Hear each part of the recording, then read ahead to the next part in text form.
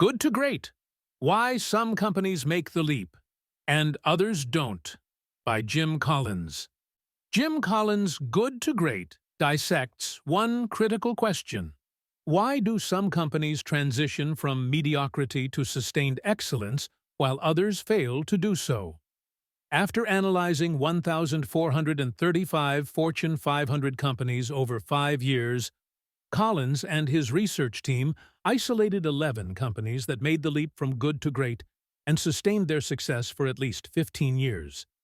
This was not a study of quick wins or temporary growth, but of enduring transformation.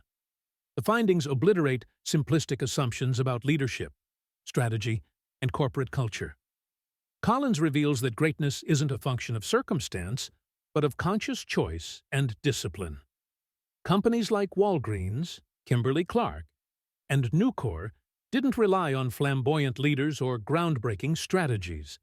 Instead, they focused on disciplined people, disciplined thought, and disciplined action.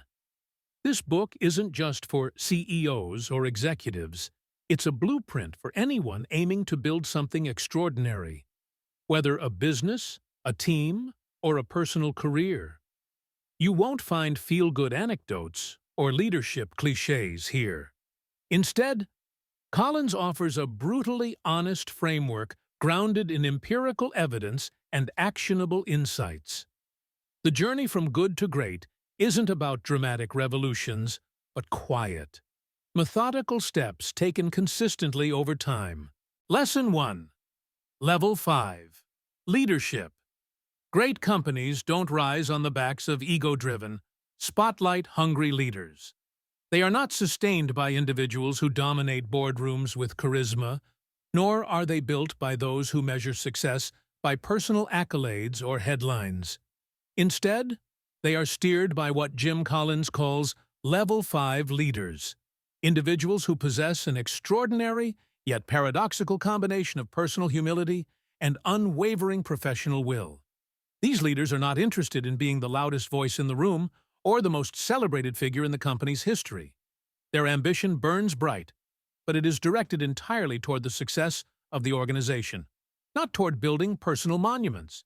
Darwin E. Smith, the unassuming CEO of Kimberly-Clark, is a textbook example of this kind of leadership.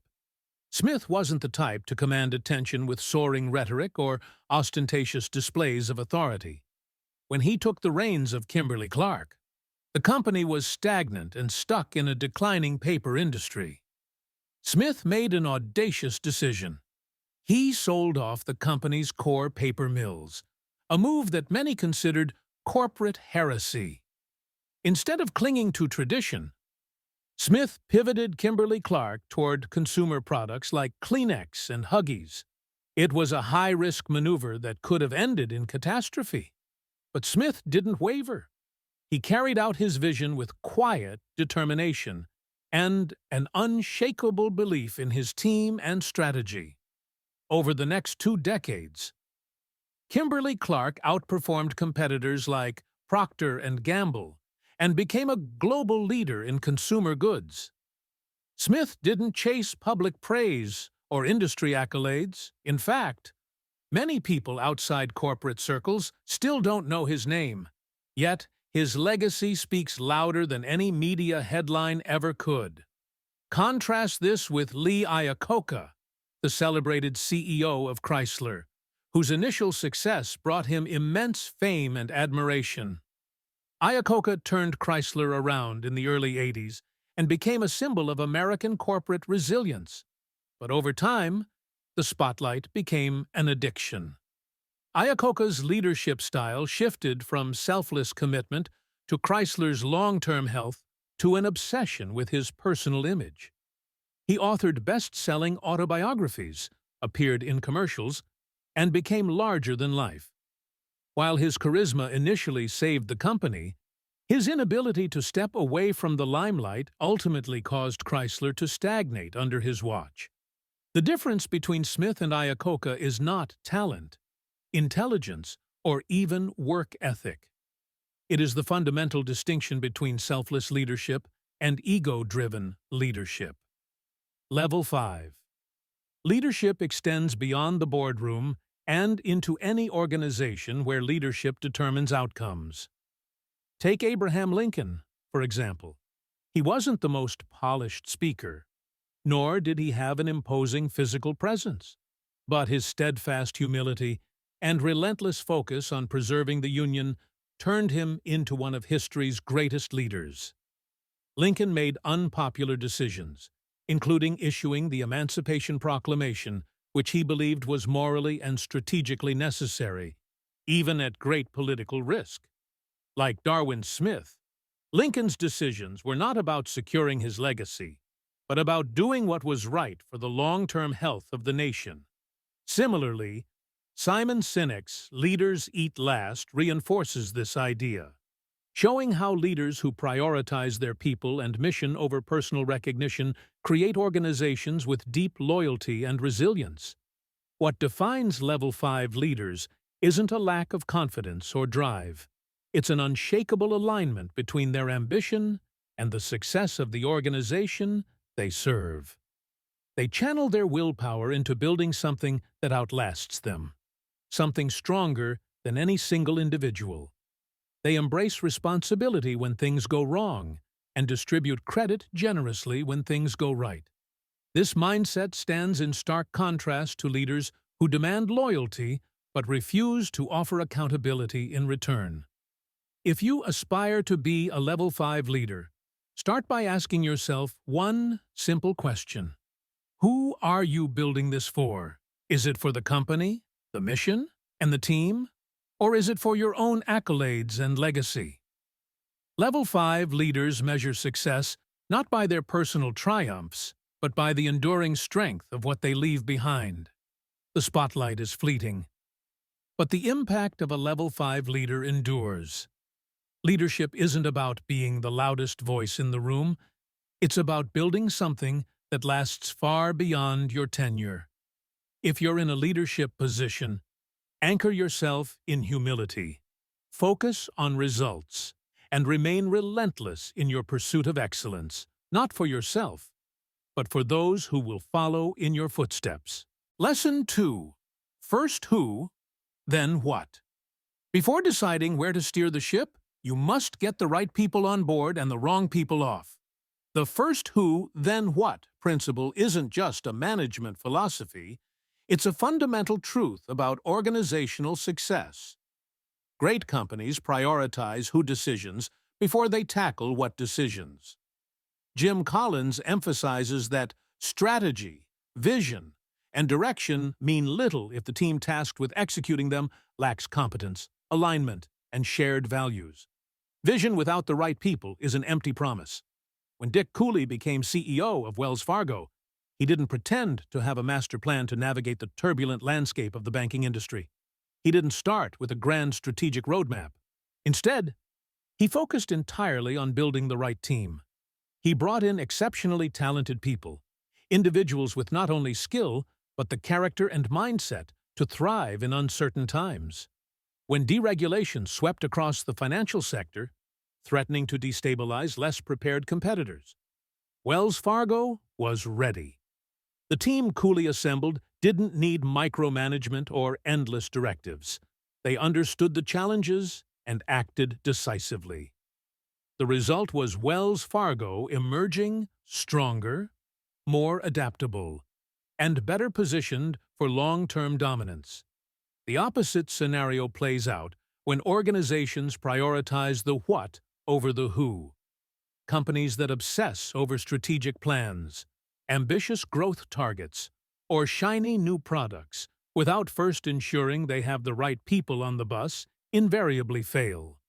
The story of Circuit City serves as a cautionary tale. Once one of the leading electronics retailers in the United States, Circuit City invested heavily in expansion plans and aggressive pricing strategies, but neglected to build a team capable of executing those plans. Leadership cycles were plagued by short-term thinking, and the team lacked the cultural and operational discipline to sustain success.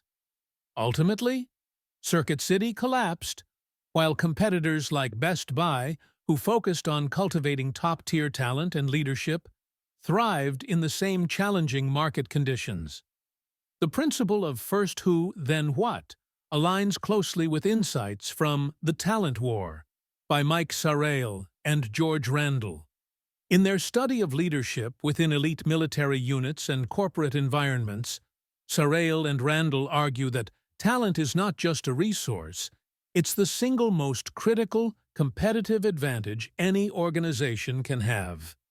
Special operations units like the Navy SEALs don't build their success on detailed plans or rigid strategies.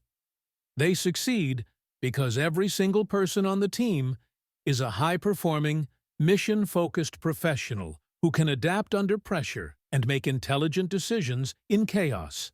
You can hand the most brilliant strategy in the world to an underperforming team, and they will still fail. But give a mediocre plan to an exceptional team, and they will find a way to succeed. This principle also surfaces in historical events, such as Ernest Shackleton's Antarctic expedition. Shackleton, knowing the dangers and unpredictability of the journey, was obsessive about selecting the right team members. He wasn't just looking for sailors, he was looking for resilient personalities, resourceful minds, and people who could maintain morale in extreme conditions. It was the strength of his crew that enabled them to survive nearly 2 years stranded in one of the harshest environments on the planet. Shackleton's team didn't have a clear path forward, but they had each other, and that was enough to endure and ultimately prevail. So how do you apply this principle in your own organization, team, or project? First, stop obsessing over vision statements, 5-year plans, and detailed roadmaps until you've addressed the core issue. Do you have the right people in the key seats? Are there individuals on your team whose values, mindset, or competence are misaligned with your mission? If so, address those misfits immediately, even if it's uncomfortable. Second, recognize that great people are not just defined by their technical skills, but by their character, adaptability, and cultural alignment with your goals. You don't need to have all the answers before you start building your team, but you do need to ensure that everyone you bring on board is prepared to thrive in uncertainty. If you're a leader, remember this: hiring the wrong person is infinitely more damaging than delaying a decision until the right candidate emerges. Mediocrity in key roles spreads like a virus through your organization, dragging down morale, performance, and trust. On the flip side, the right people don't just execute your strategy, they refine it, improve it, and sometimes redefine it entirely. Stop obsessing over strategy until you're sure you have the right people in key positions. Hire slow, fire fast, and never compromise on talent. Lesson 3. Confront the brutal facts. Great companies don't shy away from harsh realities. They don't rely on wishful thinking, blind optimism, or surface-level cheerleading to navigate challenges. Instead, they confront the brutal facts of their situation with unflinching honesty while maintaining unwavering faith in their eventual success, a concept Jim Collins calls the Stockdale paradox. This principle is named after Admiral James Stockdale, who survived over 7 years as a prisoner of war in Vietnam. Stockdale endured unimaginable conditions: physical torture, psychological torment, and the constant uncertainty of whether he would ever return home. Yet, he didn't allow himself to fall into despair. He maintained hope, but it was never a naive hope. Stockdale famously said, "You must never confuse faith that you will prevail in the end, which you can never afford to lose, with the discipline to confront the most brutal facts of your current reality, whatever they might be." In the corporate world, Kroger, a leading grocery chain, embodied this principle when faced with a changing industry landscape. Consumer preferences were shifting, and traditional grocery store formats were becoming obsolete. Instead of denying these trends or clinging to outdated strategies, Kroger's leadership made the courageous decision to fully transform their stores. They didn't dabble in half measures or cosmetic updates. They overhauled their entire business model, investing in larger store formats, expanding product lines, and prioritizing fresh produce and ready-to-eat meals.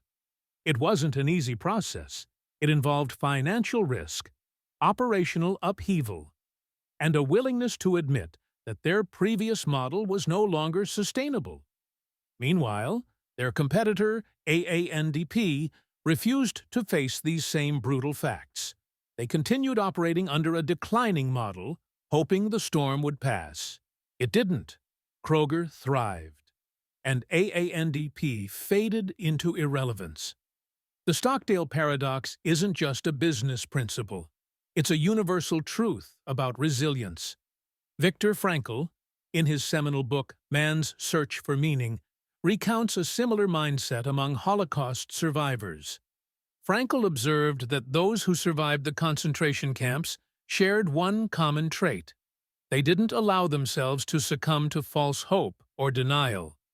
They confronted their grim reality daily: the starvation, the brutality, the uncertainty. Yet, they held on to a deep conviction that life still had meaning and that their suffering could serve a purpose. Those who clung to unrealistic expectations, like "we'll be out by Christmas," often broke down when those expectations were inevitably crushed. Frankl's message is clear. You must face your reality without losing sight of your purpose. This principle also manifests in the failures of companies that refuse to confront their realities. Blockbuster serves as a perfect example.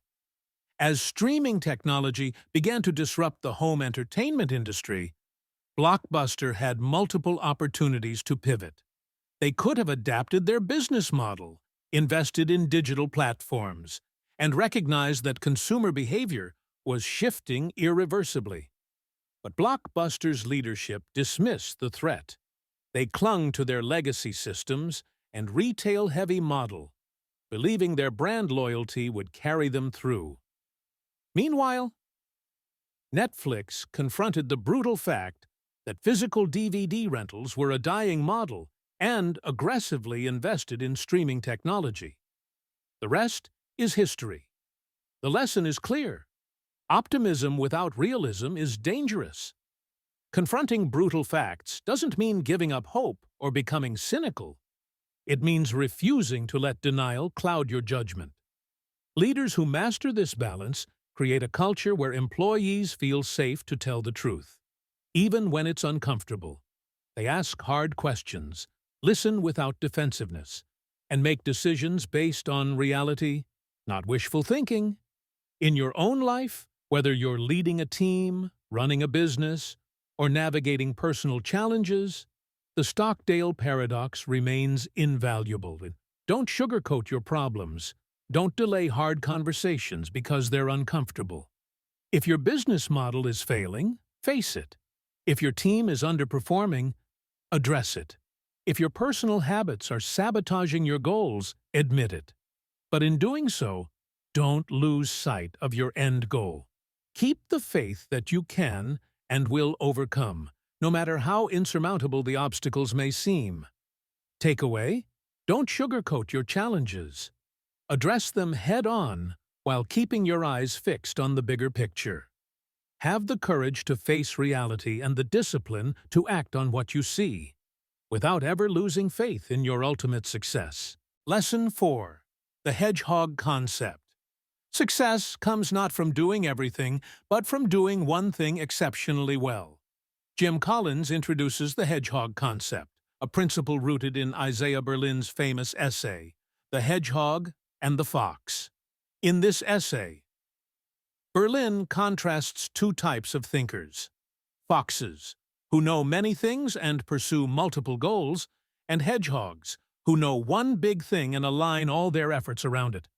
The fox is clever and opportunistic, darting between strategies and chasing fleeting opportunities. The hedgehog, on the other hand, is simple, focused, and relentless.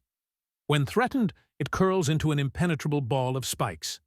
The hedgehog survives not because it's smarter or faster, but because it sticks to what it does best: defense. This analogy serves as a powerful metaphor for how great companies succeed. They simplify their focus, strip away distractions, and dedicate themselves to a single, clear mission. The hedgehog concept revolves around finding the intersection of three essential questions. What are you deeply passionate about? What can you be the best in the world at? And what drives your economic engine? Passion provides the fuel to sustain long-term effort. Proficiency ensures excellence. And economic sustainability guarantees that your focus can be maintained over time. Walgreens exemplifies this principle perfectly. In an era when many drugstore chains were diversifying their business models, offering photo services, groceries, and general merchandise, Walgreens zeroed in on one goal: becoming the most convenient pharmacy in the United States. They focused on prime store locations, fast service, and an easy customer experience. They didn't get distracted by adjacent opportunities that would have diluted their core mission. This disciplined focus allowed Walgreens to dominate its industry, leaving less focused competitors like Eckerd Pharmacy in the dust. Compare this with Eckerd Pharmacy, which failed to identify and commit to its hedgehog concept. Eckerd attempted to juggle multiple priorities, expanding into unrelated retail categories, experimenting with unfocused growth strategies, and constantly reacting to competitors instead of leading with a clear vision. As a result, their resources were scattered, their employees were confused, and their market presence weakened. In contrast, Walgreens' clarity became their competitive edge. They weren't just running a pharmacy, they were executing a singular mission with ruthless precision. This principle doesn't just apply to corporations. It's equally critical for individuals, teams, and smaller organizations. Greg McKeown's essentialism. The disciplined pursuit of less echoes the same theme. McKeown argues that success often comes not from doing more, but from cutting away non-essential activities and focusing only on what truly matters. He warns against the trap of being busy without being productive, emphasizing that true excellence arises when every action is aligned with a clear, central purpose. The hedgehog concept is essentially essentialism applied at an organizational scale. It's about identifying your unique advantage and then relentlessly sticking to it. Historically, we can see the hedgehog concept at work in the success of Apple under Steve Jobs. Jobs understood that Apple could never win by trying to outcompete every other tech company in every product category. Instead, he focused Apple's efforts on designing products with unparalleled user experience and aesthetic appeal. Apple became the hedgehog of intuitive, beautifully designed technology. Even in the face of industry trends pulling competitors in countless directions, Apple refused to compromise its core focus. This clarity wasn't just strategic, it was cultural, embedded in every layer of the organization. But discovering your hedgehog concept is not a weekend brainstorming activity or a surface-level exercise. It requires deep introspection, candid conversations, and a willingness to confront uncomfortable truths. Many companies, and individuals for that matter, fall into the trap of trying to be good at everything, spreading themselves thin across too many goals, and never achieving true excellence in any area. The hedgehog concept demands discipline. Once you've identified what you can be the best at, what fuels your passion, and what drives your economic engine, you must be willing to say no to everything else. If you're leading a team, running a business, or even managing your own career, your task is clear. Define your hedgehog concept. Ask yourself and your team those three critical questions and be brutally honest with your answers. What are you truly passionate about? What can you realistically be the best at, not just better than most, but the best? And what economic model sustains that focus over time? Once you have your answers, commit to them with unyielding discipline. Don't let shiny distractions pull you off course. Don't dilute your focus with side projects that don't align with your core purpose. The hedgehog concept isn't about complexity. It's about simplicity, clarity, and unwavering focus. Takeaway: define your hedgehog concept. Find your intersection of passion, proficiency, and profit. Then commit to it with relentless discipline. In a world full of foxes chasing every opportunity, be the hedgehog that knows one thing and does it better than anyone else. Lesson 5. A culture of discipline. Freedom without discipline is chaos, and discipline without freedom is suffocation. The best organizations strike a delicate balance between these two extremes, creating a culture where discipline operates not as a rigid set of rules, but as an ingrained mindset shared by every individual. Jim Collins emphasizes that great companies aren't great because they have the most elaborate processes or the strictest oversight. They're great because they've cultivated cultures where disciplined people make disciplined decisions within a framework of clear principles. This isn't about creating suffocating bureaucracy where every action is bogged down by layers of approval and red tape. Nor is it about micromanagement, where leaders scrutinize every move their employees make. Instead, it's about establishing systems where people are empowered to act autonomously while remaining accountable to the larger mission. Nucor, the steel manufacturing giant, stands as a prime example of this principle. In an industry dominated by rigid hierarchies, bloated management structures, and resistance to change, Nucor carved a different path. The company gave frontline workers, those closest to the steelmaking process, significant autonomy to make operational decisions. These weren't token gestures of empowerment. They were deep-rooted cultural norms. Nucor trusted its workers to act in the company's best interest because they had been equipped with both the authority to make decisions and the accountability to own the outcomes. There were no excuses, no passing the blame up the chain of command. The results spoke for themselves. Nucor outperformed much larger competitors, consistently delivered higher returns, and became an industry leader in productivity and innovation. Their approach wasn't built on an obsession with control, it was built on an unshakable commitment to disciplined autonomy. Compare this with companies where discipline is mistaken for bureaucracy. In such environments, every decision requires excessive sign-offs, creativity is stifled, and employees become risk-averse, fearing punishment for stepping outside rigid lines. Bureaucracy kills initiative, slows innovation, and breeds mediocrity. Conversely, organizations that mistake freedom for a lack of structure often fall into chaos. People operate without clarity, accountability breaks down, and the company becomes paralyzed by inconsistency. The genius of Nucor wasn't in choosing one extreme over the other. It was in creating a culture where discipline and freedom reinforced each other.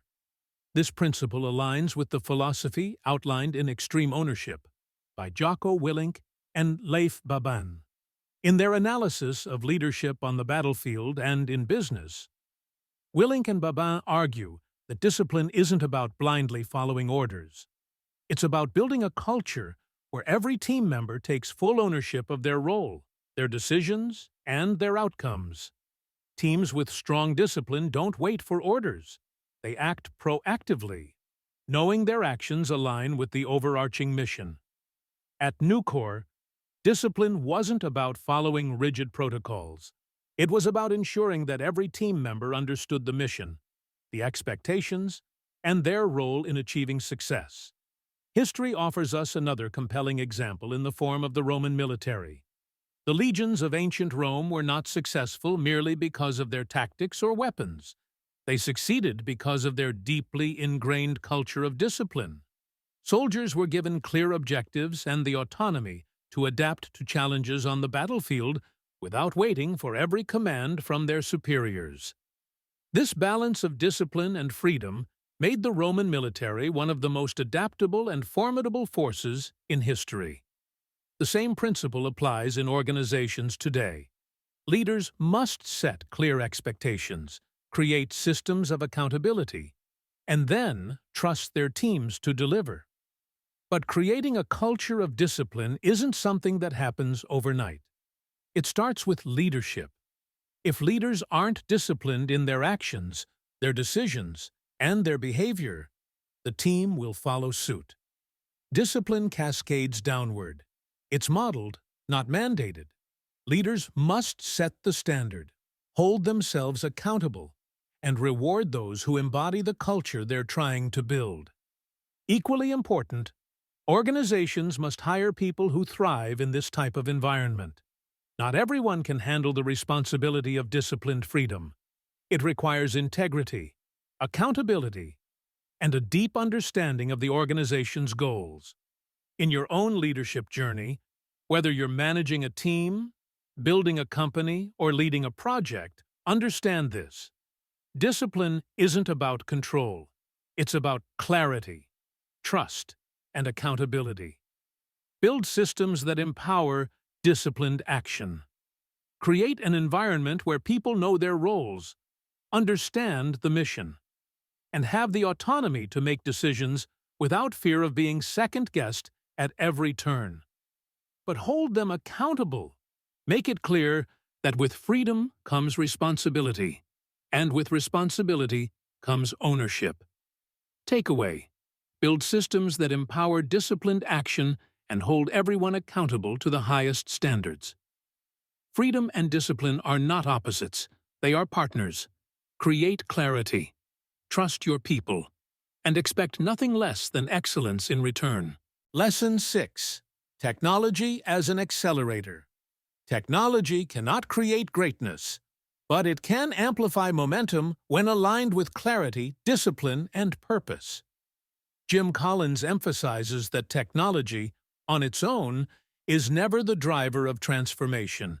It is a tool, an accelerator, not a replacement for a clear strategy or disciplined execution.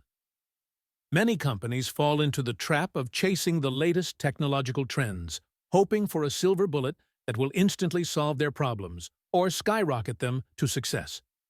But technology, no matter how advanced or flashy, is powerless in the hands of an unfocused or undisciplined organization. It cannot compensate for a lack of strategic direction, nor can it substitute for strong leadership or a clear hedgehog concept. Great companies approach technology differently. They don't adopt new tools simply because they're trendy. They adopt them because they align with and enhance their core mission. Walgreens serves as a prime example. Instead of scattering their resources across every emerging tech fad, Walgreens focused on integrating technology to reinforce their hedgehog concept, being the most convenient pharmacy for their customers. They streamlined their online and in-store experiences, implemented mobile apps for prescription management, and optimized inventory systems to ensure product availability. These investments weren't about following trends, they were about enhancing Walgreens' core value proposition.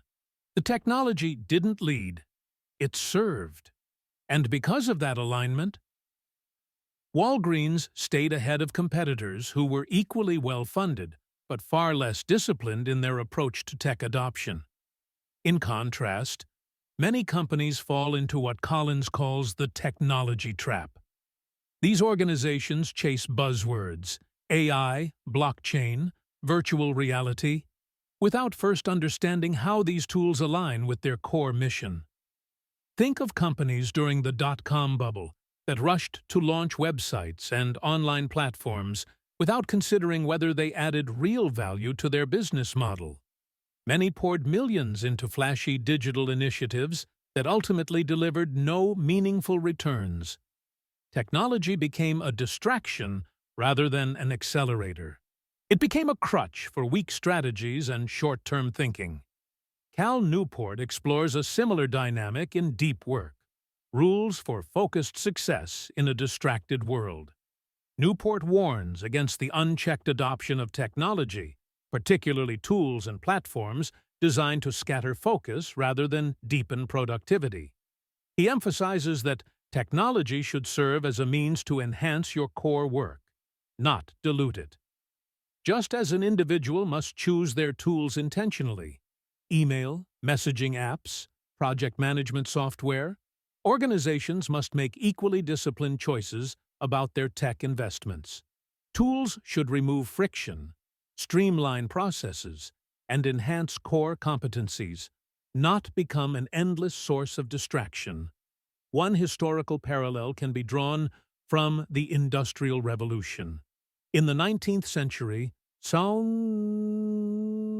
steam engines and mechanized production didn't automatically make every factory successful.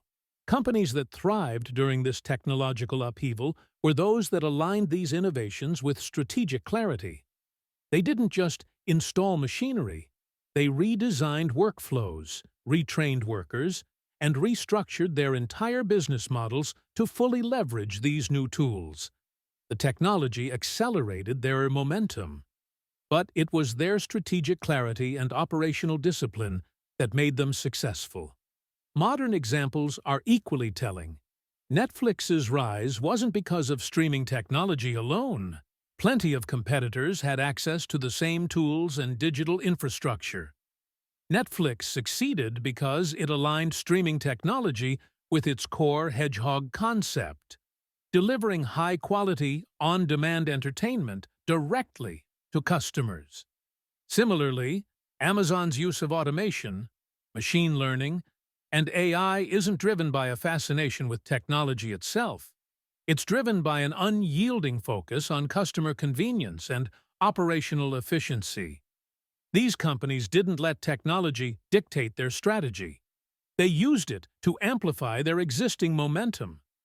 As a leader, your job isn't to chase every shiny new tech tool that enters the market. It's to ask one critical question: does this technology enhance or accelerate our core mission? If the answer isn't a resounding yes, then it's just noise. Technology should simplify, not complicate. It should clarify, not distract. The right technology, applied to the right problem, can be transformative. The wrong technology, applied without discipline, can be ruinous. The digital age is filled with distractions masquerading as opportunities. Every day, new platforms, tools, and systems emerge, promising efficiency, productivity, and growth. But without a clear strategic foundation, these tools will do more harm than good. Your focus should be on building clarity and discipline first. Technology comes second. Only then can it serve as a true accelerator rather than an expensive distraction. Takeaway: use technology as a tool to support your core mission, not as a replacement for strategy or discipline. Adopt tools intentionally. Align them with your Hedgehog concept. And remember that technology is an amplifier. It cannot fix what is fundamentally broken. Conclusion: the journey from good to great isn't glamorous. It's not about bold speeches, grand gestures, or sweeping changes. It's about discipline, consistency, and a relentless focus on principles that work. Level 5. Leadership. The right people. Confronting reality. Clarity of focus. Disciplined execution. And wise use of technology are not quick fixes. They are enduring practices. Companies that understand and implement these lessons don't just succeed temporarily. They achieve greatness that lasts for decades. If you're eager to deepen your understanding, read Built to Last by Jim Collins and The Hard Thing About Hard Things by Ben Horowitz.